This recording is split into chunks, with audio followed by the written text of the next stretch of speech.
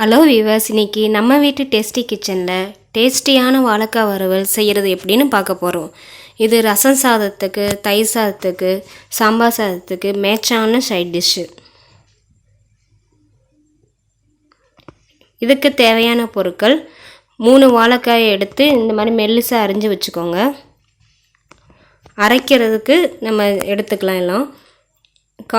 இதில் 1/4 கப்பு தேங்காய், 1 டீஸ்பூன் சோம்பு, 3 வெங்காயம் எடுத்துருக்கேன், சின்ன வெங்காயம். அப்புறம் 2 டீஸ்பூன் மிளகாத்தூள் எடுத்துக்கோங்க. 1 டீஸ்பூன் உப்பு எடுத்துக்கோங்க. வானிலில் கொஞ்சம் எண்ணெய் விட்டுக்கோங்க. 3 டீஸ்பூன் எண்ணெய் ஊற்றிக்கோங்க.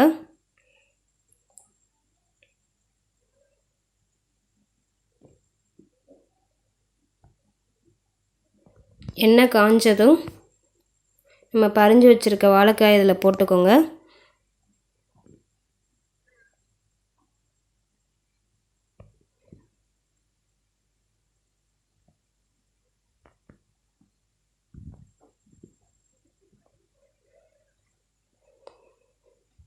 நல்லா ஒட்டாமல் கிளறி விடுங்க.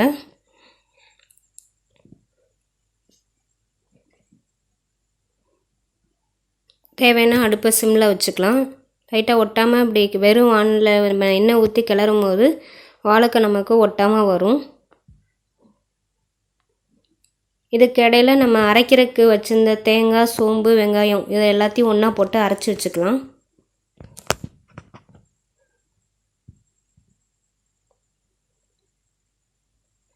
நல்லா வாழைக்காய் இந்த கலருக்கு வர வரைக்கும் நம்ம எண்ணெயிலே நீங்கள் ஃப்ரை பண்ணுங்கள். இப்போ அரைச்சி வச்சுருக்க தேங்காய், சோம்பு, வெங்காயம் இதை நம்ம இப்போ இதில் சேர்த்துக்கலாம்.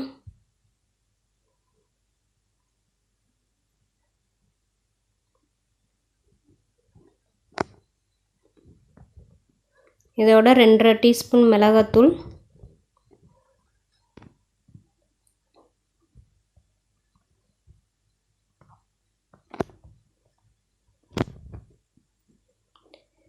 ஒரு டீஸ்பூன் உப்பு எடுத்துக்கோங்க. நான் சின்ன ஸ்பூன்னால 2 ஸ்பூன் போட்டிருக்கேன். நீங்கள் டீஸ்பூன் எடுத்திங்கன்னா 1 டீஸ்பூன் உப்பு போதுமானது. இது தேங்காயில் ஊற்றின தண்ணியே இதுக்கு போதுமானது. அது எல்லாத்தையும் நல்லா கிளறி விட்டு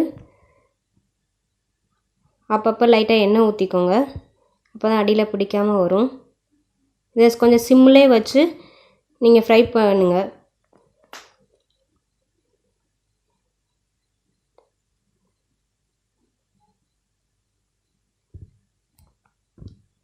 சிம்மிலே வச்சு ஃப்ரை பண்ணால் நமக்கு இந்த பதத்துக்கு வந்துடும். இப்போ டேஸ்டியான வாழைக்காய் வறுவல் ரெடியாக இருக்குது. இதை உங்கள் வீட்டு கிச்சனையும் ட்ரை பண்ணுங்கள். எங்கள் நம்ம வீட்டு டேஸ்டி கிச்சன் சேனலை சப்ஸ்கிரைப் பண்ணுங்கள்.